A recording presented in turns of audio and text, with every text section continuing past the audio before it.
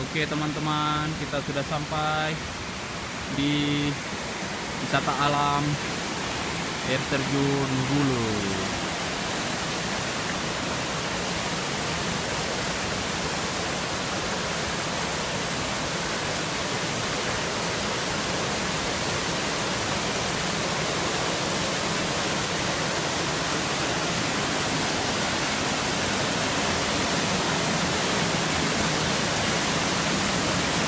Kita harus melewati jembatan kayu ini ya.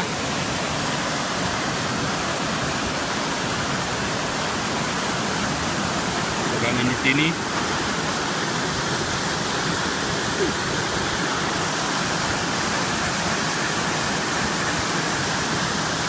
Udara di sini sangat sejuk. Ini ada dua jalan. Pilih yang kiri apa kanan ya? Dari bawah kolong aja ya. Wah.